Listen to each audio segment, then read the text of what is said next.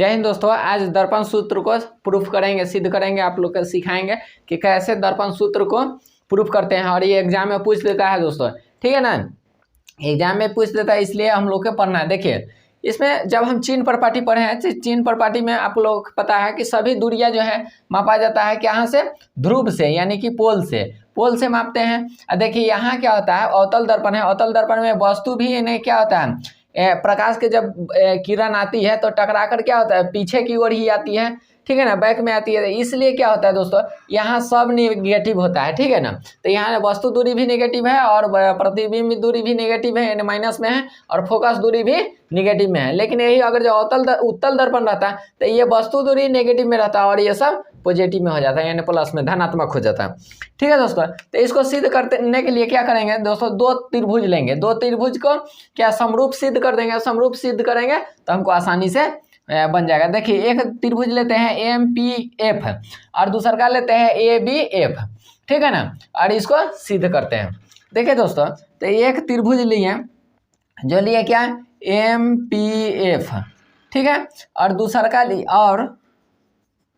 और दूसरा का ले लिए कौन सा, त्रिभुज A', B', F, ठीक है। एक ये वाला लिए और एक, और देखिए दोस्तों समरूपता में क्या होता है कि जब दो तिर्यक रेखाएं जो होता है, तिरछा जब काटती है तो ये और ये कोण दोनों बराबर होता है, समरूप समान होता है, ठीक है ना दोस्तों। तो इसके आधार पर जो है कि देखिए इसी जैसा है, एक रेखा जा रहा है और एक सीधा ऐसे काट रहा है, तो देखिए ये जो त्रिभुज है, ये त्रिभुज है, तो ये कोण और ये कोण दोनों बराबर हो जाएगी, ठीक है। तो यहाँ लिखेंगे कोण MFP बराबर कोण A',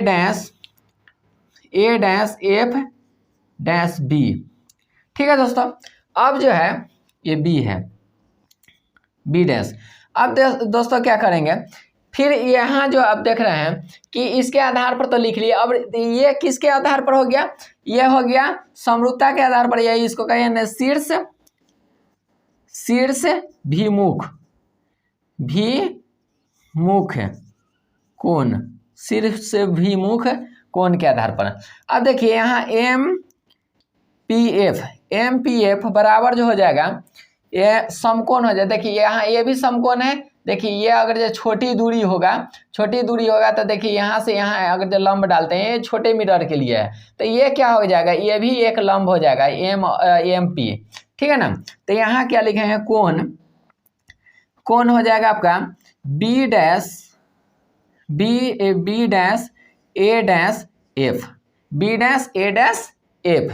ठीक है।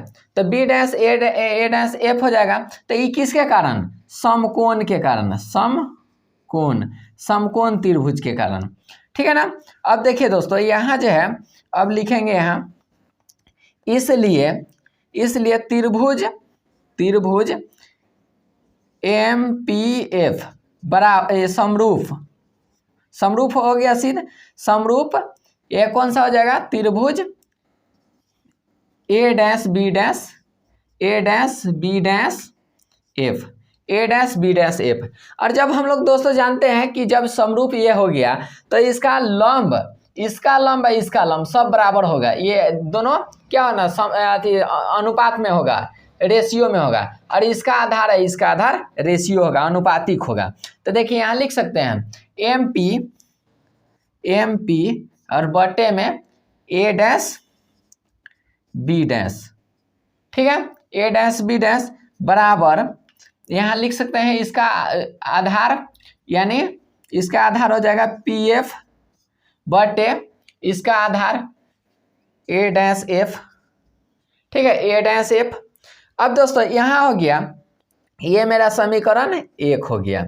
अब इसी आधार पर दोस्तों हम लिख सकते हैं, यहाँ जो है इसी आधार पर दोस्तों हम लिख सकते हैं दूसरा। अब हम लोग समीकरण बना रहे हैं, तो यहाँ लिखेंगे परंतु देखिए दोस्तों, जब ये प्रकाश के किरणें गए तो एक आयत बन गया दोस्तों।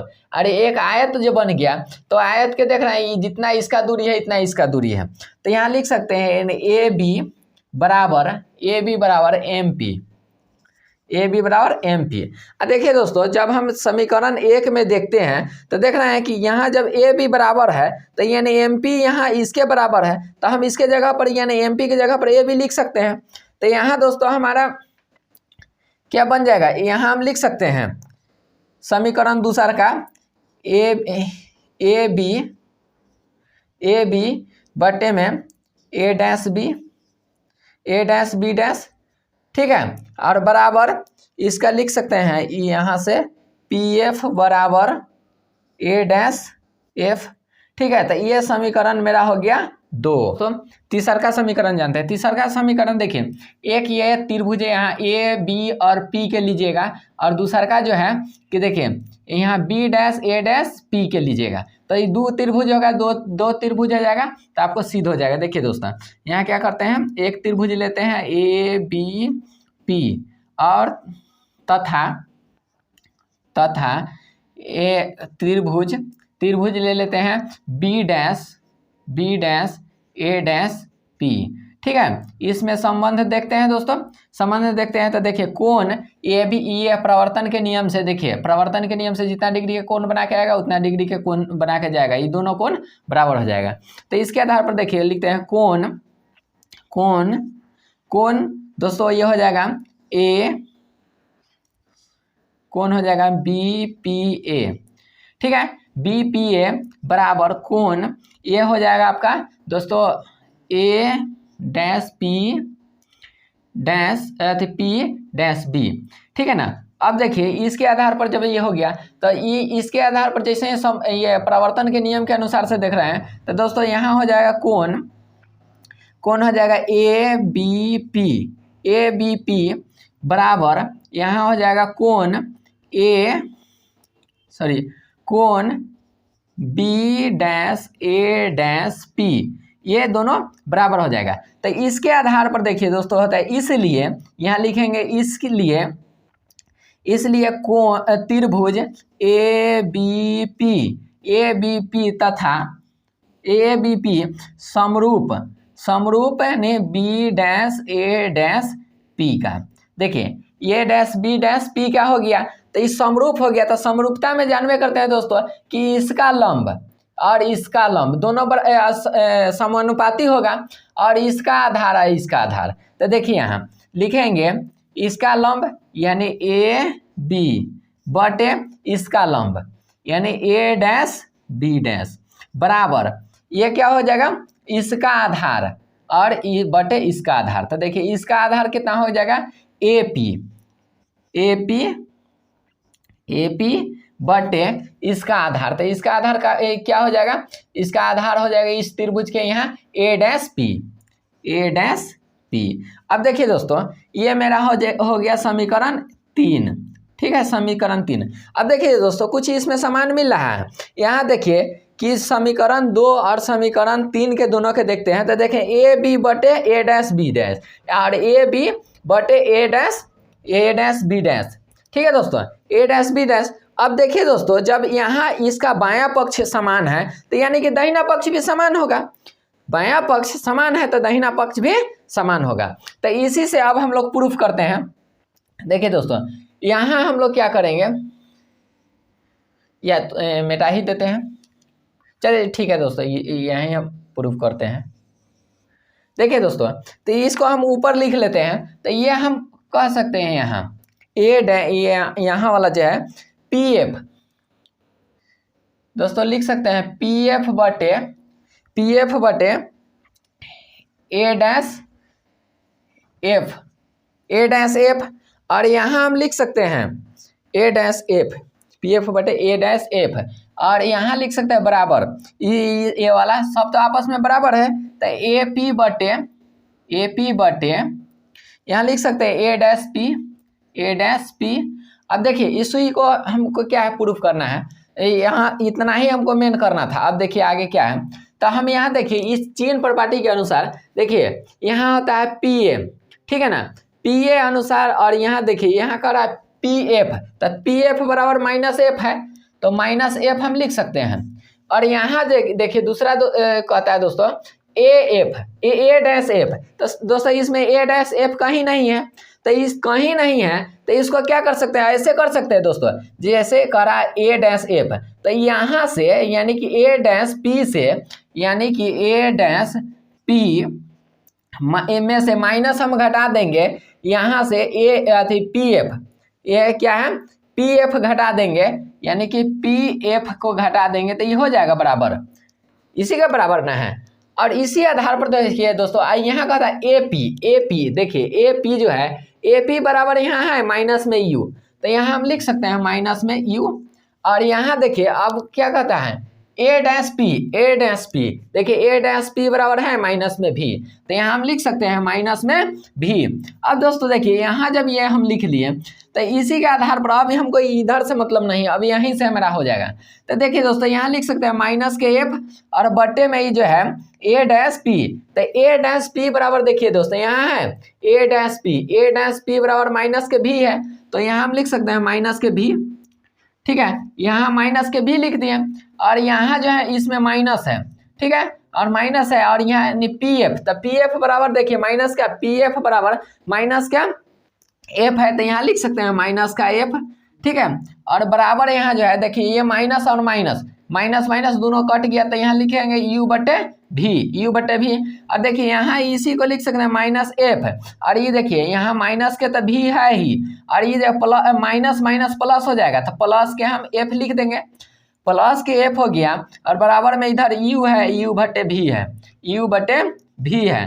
तो देखिए दोस्तों अब यह क्रॉस मल्टीपल करेंगे गुना, तो देखिए गुना करेंगे तो इसके गुना करेंगे तो यह हो जाएगा माइनस प्लस माइनस का यू बटे भी, और यहाँ इससे इसको करेंगे तो यह हो जाएगा प्लस, आप ये प्लस देखिए प्लस है तो यहाँ प्लस यहाँ प्लस क्या हो जाएगा यू बटे एफ हो गया, और इधर बराबर, तो इसको करेंगे ना माइनस में है प्लस में है, तो इसको करेंगे तो यहाँ हो जाएगा भी एफ माइनस के भी एफ, ठीक है दोस्तों, यहाँ तक हो गया। अब देखिए दोस्तों इसी को हम लिख सकते हैं, इस यहाँ ये माइनस में है इसको हम प्लस में ले जाने के लिए, और इधर जो प्लस में है इसको माइनस में लाने के लिए क्या बात है, सॉरी माइनस में है तो प्लस में लाने के लिए हम लिख सकते हैं यू एफ प्लस ये वाला इधर आ गया, तो भी एफ माइनस में था इधर आ गया प्लस में, इधर इसको ले जाएंगे तो ये हो जाएगा यू भी प्लस में। अब सब प्लस में हो गया दोस्तों। अब देखिए दोस्तों यहाँ थोड़ा साफ कर देते हैं, देखिए दोस्तों थोड़ा कोशिश कीजिएगा आसानी से समझ में आ जाएगा, ध्यान दीजिएगा दोस्तों। देखिए यहाँ इधर बना दे रहे हैं, ठीक है। देखिए दोस्तों यहाँ तक हमको आ गया, अब क्या करेंगे तीनों में यानी प्रत्येक पद में, यहाँ लिखेंगे क्या प्रत्येक पद में यू भी एफ से भाग देने पर यानी विभाजित करने पर, ठीक है दोस्तों, विभाजित करने पर। देखिए यहाँ विभाजित करने पर तो देखिए तीनों पद लिख लेते हैं यू एफ, ठीक है, यू एफ प्लस भी एफ बराबर के यू भी, इसमें भी भाग देंगे इसमें भी क्या चीज़ है यू भी एफ, और इसमें भी यू भी एफ, और इसमें भी यू भी एफ, तीनों से भाग देंगे। तो देखिए यहाँ है यू एफ तो यू एफ से यू एफ कट गया। यहाँ देखिए यहाँ है आपको यहाँ है यू भी एफ, तो भी एफ से भी एफ कट गया। यहाँ देखिए दोस्तों यहाँ है यू भी, तो यू भी से यू भी कट गया, तो बचा क्या ऊपर में कुछ नहीं है तो एक, और नीचे में बचा है यहाँ भी, और यहाँ देखिए प्लस के चिन्ह है तो प्लस के चिन्ह, ऊपर में कुछ नहीं है तो एक, और नीचे में बचा है यहाँ यू, और देखिए यहाँ जो है कि बराबर के चिन्ह है, और यहाँ देखिए ऊपर में कुछ नहीं है तो 1 और नीचे में एफ है बच्चन, ठीक है दोस्तों। तो अब ये हो गया, इसी को हम लिख सकते हैं दोस्तों 1 बटे एफ बराबर, इसको इधर ले जा सकते हैं 1 बटे यू प्लस और 1 बटे भी, ठीक है दोस्तों, तो ये जो आपका निकल के आ गया दोस्तों, ये चौथा समीकरण आ गया। और इसी के माध्यम से हम लोग जो है कि लेंस के जो इस सूत्र हो गया, इसी के माध्यम से निकाल सकते हैं कि वस्तु कहाँ है रखल, तो कहाँ प्रतिबिंब बनेगा, बड़ा बनेगा, छोटा बनेगा। इसका बहुत ज़्यादा उपयोग है। देखिए इसके लिए सबसे पहले आपको हमेशा ध्यान में रखना होगा चिन्ह प्रपाटी। दोस्तों चिन्ह प्रपाटी इससे पिछले वाले वीडियो में बता दिए हैं। देखिए चिन्ह प्रपाटी में अभी स्टार्टिंग करने के समय भी बता दिए हैं कि अवतल दर्पण है, इसलिए क्या है, इसका वस्तु दूरी और प्रतिबिंब दूरी और फोकस दूरी तीनों है माइनस में। और यही अगर जो उत्तल दर्पण होता तो क्या होता, वस्तु दूरी माइनस में होता और प्रतिबिंब और ये जो है फोकस पॉजिटिव होता है। तो ये सब लिखने के लिए ये आपको इतना याद रखना होगा चिन्ह प्रपाटी। थैंक यू दोस्तों।